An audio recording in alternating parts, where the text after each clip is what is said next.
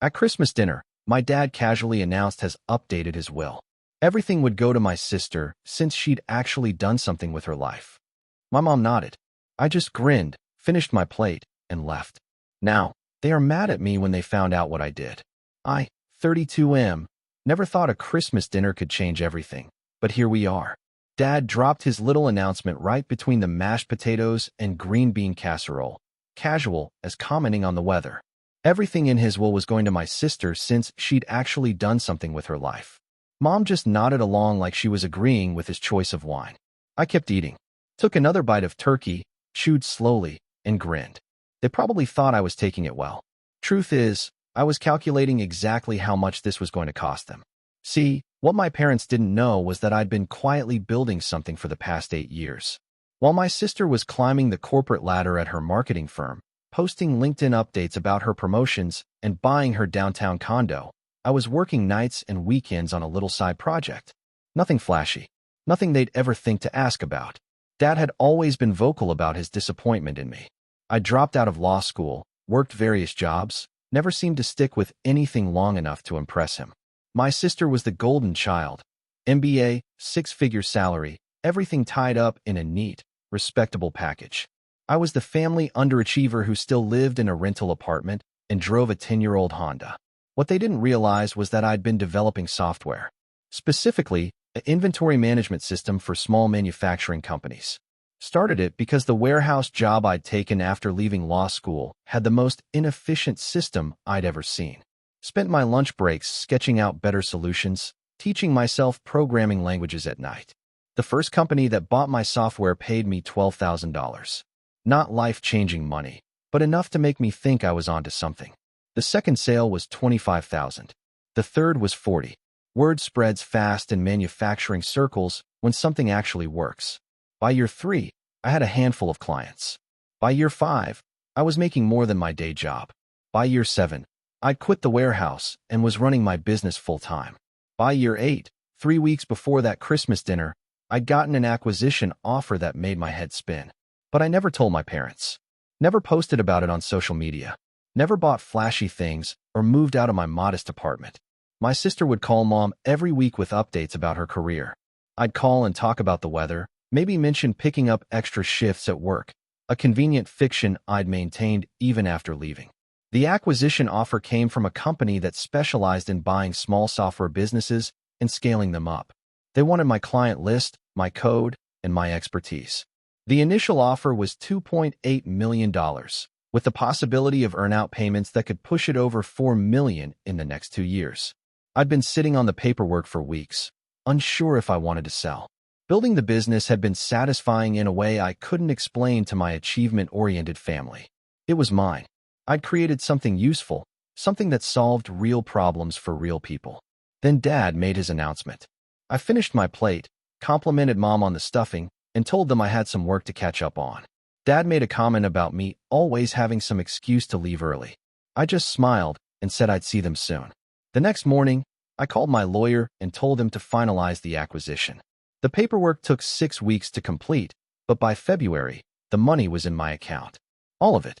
$2.8 million, minus taxes and legal fees, but still enough to fundamentally change my life. I didn't tell them immediately. Instead, I started making some changes.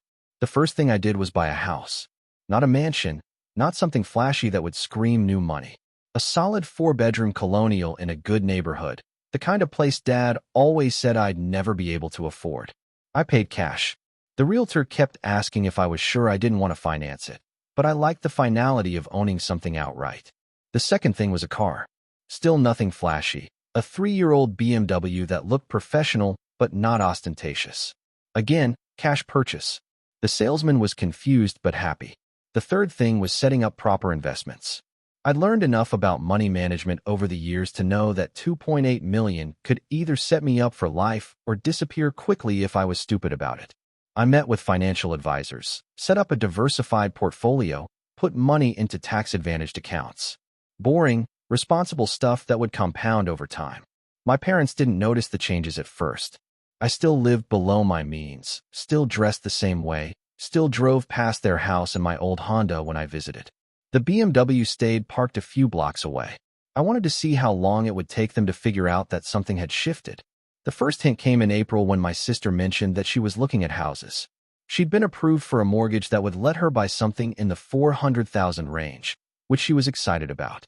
Dad made his usual comments about how proud he was of her financial responsibility and forward planning. That's when I decided to let them know about the house. I invited them over for dinner, said I wanted to cook for them for a change. Mom seemed surprised but pleased. They probably thought I was finally getting my act together, maybe finding some domestic stability in my rental apartment. The drive to my new address confused them at first. Dad kept checking his GPS, asking if I'd given him the right location. When we pulled into the driveway of a house that was clearly nicer than anything they'd expected me to afford, I could see them exchanging glances in the rearview mirror. I met them at the door and gave them a tour. 4 bedrooms, 3 bathrooms, updated kitchen, finished basement with a home office. Everything clean, well-maintained, clearly expensive. Dad kept asking questions about rent and lease terms. I kept giving vague answers about the arrangement I'd worked out. It wasn't until we were sitting down for dinner that Mom finally asked directly how I could afford a place like this. I told them I'd bought it. Dad laughed and asked what bank had been stupid enough to give me a mortgage. I said I'd paid cash. The silence that followed was the most satisfying moment I'd had in years. Dad's first reaction was suspicion. He wanted to know where I'd gotten that kind of money. Had I taken out loans? Was I involved in something illegal? I assured him everything was completely legitimate and above board. My sister, who'd driven over separately, looked like someone had slapped her. She'd been talking for months about her house hunting process, the careful budgeting, the mortgage pre-approval. Now her underachiever brother was sitting in a house worth 3 times what she could afford, talking about paying cash like it was nothing unusual. I explained about the software business, how I'd been building it for 8 years, how I'd just sold it for enough money to buy the house outright, and still have plenty left over for investments and retirement planning. Dad's next reaction was anger. Why hadn't I told them about this business? Why had I let them think I was struggling? Why hadn't I asked for advice or help? I reminded him that he'd spent the better part of 8 years telling me I was wasting my potential, that I'd never amount to anything, that I was a disappointment compared to my sister. I asked him when, exactly, he thought would have been a good time to bring up my little side project. Mom tried to smooth things over, said they were proud of me, that this was wonderful news. But I could see the calculation in her eyes. She was thinking about the will, about the assumptions they'd made, about Christmas dinner 3 months earlier. My sister asked pointed questions about the business, about the acquisition, about my plans. I could tell she was trying to figure out exactly how much money we were talking about. I kept my answers general, but let enough slip that they'd understand the scope.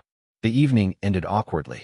They were happy for my success, but clearly unsettled by how completely they'd misunderstood my situation. Dad made a few comments about how I should have trusted them with this information. I didn't point out that trust works both directions. Over the next few weeks, they started treating me differently. Dad began asking my opinion on financial matters. Mom wanted to know if I was seeing anyone, whether I was thinking about settling down now that I was established. My sister's calls became less frequent and noticeably cooler. The real drama started in May when Dad called and said he wanted to discuss updating his will. He'd been thinking about our conversation, about the success of my business, about how to divide things fairly between his children. I told him that wouldn't be necessary. I reminded him that back at Christmas, he'd been very clear about his reasoning. My sister had done something with her life, and I hadn't. That was his assessment then, and I saw no reason why his evaluation should change just because he'd learned some new information. He tried to argue that he hadn't known about my business, that the circumstances were different now. I pointed out that the business success hadn't happened overnight. I'd been building it for 8 years, which meant it existed long before his Christmas announcement. His decision to leave everything to my sister wasn't based on incomplete information. It was based on assumptions and judgments he'd made without bothering to understand my actual situation. The conversation got heated. Dad accused me of being vindictive and holding grudges. I told him I wasn't holding any grudges. I was simply holding him to the decision he'd made when he thought it wouldn't cost him anything. Mom called the next day to try a softer approach. She explained that Dad felt terrible about the Christmas dinner, that he'd spoken hastily, that they wanted to make things right. I asked her if she remembered nodding along when he made his announcement. She said she'd just been supporting her husband, that she hadn't really thought it through. I pointed out that she'd had 3 months to think it through. If she'd disagreed with the decision, she'd had plenty of opportunities to discuss it with Dad privately or bring it up with me directly. Her silence had been consent. The calls continued for weeks.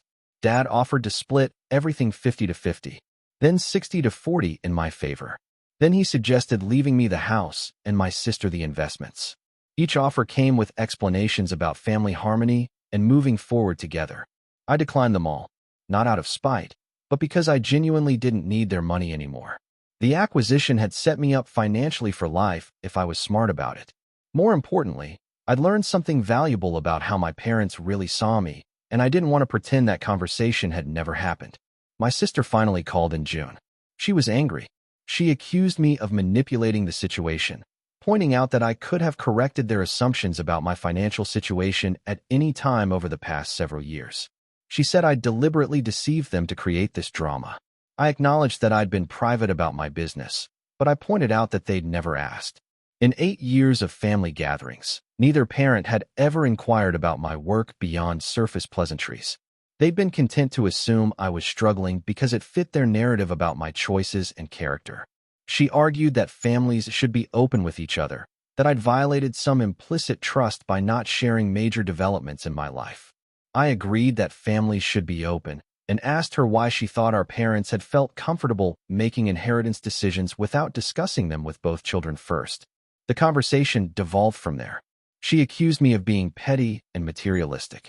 I pointed out that I was the only one in this situation who didn't actually need the inheritance money. She hung up on me. Update 1. The situation escalated in July when I found out they'd been talking to other family members about our dispute. My uncle called to lecture me about forgiveness and family loyalty. 2 cousins reached out to say they'd heard about the drama and thought I was being unreasonable. What bothered me wasn't that they disagreed with my position. It was that the story they'd been told was completely one-sided. According to the Family Gossip Network, I was a successful but vindictive son who was punishing his parents for a simple misunderstanding about money. The part about Dad's casual cruelty at Christmas dinner seemed to have been minimized or omitted entirely. The 8 years of disappointed comments and unfavorable comparisons weren't part of the narrative. The fact that I'd been financially stable enough to help them if they'd ever asked, but they'd never bothered to ask, wasn't mentioned. I started getting invitations to family events with little notes about how everyone hoped we could work things out. The subtext was clear. I was expected to be the bigger person, accept Dad's revised will, and pretend that Christmas dinner had never happened.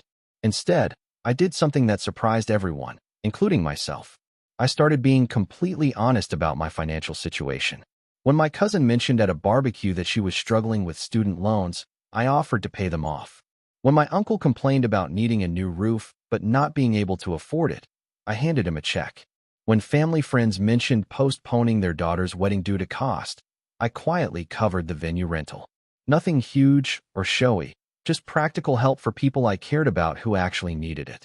Word spread quickly through the family network that I was apparently wealthy enough to solve other people's financial problems without thinking twice about it. This created an interesting dynamic. Suddenly, people were very curious about exactly how much money I had. My parents, who'd been pushing for reconciliation based on the idea that I was being unreasonable about inheritance money I supposedly needed, had to confront the reality that I was giving away more money in random acts of generosity than they'd been planning to leave me in the first place. Update 2. By August, Dad was getting desperate. He'd apparently consulted with a lawyer about whether he could structure his will to force me to accept an inheritance. The lawyer had explained that you can't make someone take money they don't want, which led to a frustrated phone call where Dad accused me of being stubborn just to make a point. I told him he was right. I was making a point. The point was that actions have consequences, and words matter. When he'd announced his will decision at Christmas dinner, he'd been making a statement about how he valued his children's contributions to the family. I was simply accepting his evaluation and living according to it. He argued that people say things they don't mean when they're emotional or trying to motivate someone to do better. I asked him if he thought publicly humiliating me at a family dinner was good motivation. He said he'd just been trying to encourage me to live up to my potential. I pointed out that I'd been living up to my potential all along. He'd just never bothered to notice because my version of success didn't match his expectations. The business I'd built was profitable, ethical, and provided genuine value to my clients. I'd created something from nothing, taken risks, worked incredibly hard, and achieved financial independence by age 32. If that wasn't living up to my potential, I wasn't sure what would qualify. The conversation ended with him asking what it would take for me to forgive him and accept a revised inheritance. I told him I'd already forgiven him. Forgiveness didn't require pretending the original conversation had never happened. As for the inheritance, I genuinely didn't want or need it. He should leave everything to my sister as originally planned. Mom tried a different approach. She invited me to lunch and spent 2 hours explaining how hurt Dad was by my rejection of his attempts to make amends. She said he felt like I was punishing him indefinitely for one mistake, and it was affecting his health and peace of mind. I listened patiently, then asked her a question that had been bothering me for months. When Dad made his announcement at Christmas dinner, had she agreed with his reasoning, or had she just been supporting his decision regardless of whether she thought it was fair? She was quiet for a long time before admitting that she'd thought he was being harsh, but she hadn't wanted to contradict him in front of everyone. She'd planned to talk to him about it privately later, but then I'd left so quickly that she'd figured I wasn't too bothered by it. I asked her why she'd assumed I wasn't bothered rather than asking me directly how I felt. She said I'd seemed to take it well, that I'd smiled and finished my dinner. I explained that I'd been in shock, and the smile had been me trying to process what felt like a deliberate insult in front of the whole family. She started crying then, saying she'd had no idea I'd been hurt by the whole thing. She'd thought Dad's announcement was just typical dad behavior, maybe a little thoughtless, but not intended to be cruel. That conversation helped me understand something important. My parents weren't malicious people trying to hurt me deliberately. They were just incredibly self-absorbed people who'd never learned to consider how their words and actions affected others. Dad's Christmas announcement hadn't been calculated cruelty. It had been thoughtless selfishness. Mom's nodding agreement hadn't been a deliberate slight. It had been conflict avoidance. Understanding their motivations didn't change my position, but it did make me feel less angry about the whole situation. Update 3. The final resolution came in September, almost 9 months after that Christmas dinner. Dad had a minor heart episode. Nothing life-threatening, but scary enough to make everyone think about mortality and family relationships. I visited him in the hospital, and we had the most honest conversation we'd ever had. He admitted that he'd spent years being disappointed in me because I reminded him of himself at that age, uncertain, uncommitted, trying different things without a clear plan. He'd pushed me toward traditional markers of success because he'd worried I'd end up struggling the way he had in his 20s and 30s. I told him that his disappointment had been one of the driving forces behind my business success. Every time he'd made a comment about my lack of direction or achievement, I'd worked a little harder on my software project. In a weird way, his criticism had motivated me, but it had also made me reluctant to share my progress with him. He asked why I'd been so secretive about the business, and I explained that I'd learned not to talk to him about things that were important to me because he had a tendency to offer advice I didn't want or criticism I didn't need. The business had been mine, something I'd built without his input or approval, and I'd wanted to keep it that way. We talked about the Christmas dinner, and he admitted that he'd been trying to shock me into taking my life more seriously. He genuinely believed I was drifting without purpose, and he'd thought maybe the prospect of being left out of the inheritance would motivate me to make some changes. I told him that if he'd wanted to motivate me, he could have tried asking about my goals and plans before assuming I didn't have any. Or he could have offered help and support instead of public disappointment and shame. He apologized sincerely for the first time since this whole thing started.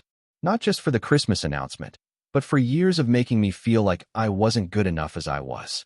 He said he was proud of what I'd accomplished and sorry he'd failed to see it happening. I accepted his apology, and I meant it. But I also told him that accepting his apology didn't mean pretending the damage hadn't been done. I'd learned some important things about how he saw me and how our family operated, and those lessons were going to inform how I related to everyone going forward. As for the will, I maintained my position. He should leave everything to my sister as originally planned. Not as punishment, but because it made sense. She had traditional expenses and obligations that I didn't. She was planning to buy a house, potentially start a family, build the kind of conventional life that required financial security and family support. I had already achieved financial independence through my own efforts. I didn't need their money, and more importantly, I didn't want the complicated family dynamics that would come with changing the will now. The inheritance issue had revealed some fundamental problems in how we communicated and treated each other. Taking money wouldn't solve those problems. Dad accepted my decision, though he clearly wasn't happy about it. Mom supported whatever we decided. My sister and I are slowly rebuilding our relationship, though it's different now. She's had to confront the fact that her supposedly unsuccessful brother had actually been more financially successful than she was. And I've had to acknowledge that my secrecy had contributed to the family's misunderstanding of my situation. The whole experience taught me that family relationships are complicated, that good intentions don't excuse thoughtless behavior, and that sometimes the most loving thing you can do is hold people accountable for their actions rather than pretending hurtful things never happened. I'm still close with my parents, but the dynamic has shifted. They ask more questions now and make fewer assumptions. I'm more direct about my boundaries and expectations. It's a healthier relationship overall, even if it's less comfortable than the old dynamic of polite fiction and unspoken resentments. The money from the business sale continues to provide security and options I never had before. I've started a new project, consulting with small businesses on operational efficiency. It's satisfying work that builds on everything I learned from the software business. Most importantly, I've learned that success doesn't always look the way other people expect it to, and that's perfectly fine. I spent years feeling like I was disappointing my family, when actually I was building exactly the life I wanted. Their Christmas dinner announcement forced me to confront that disconnect and ultimately led to better relationships with everyone involved. Sometimes the best revenge is simply living well and being honest about it.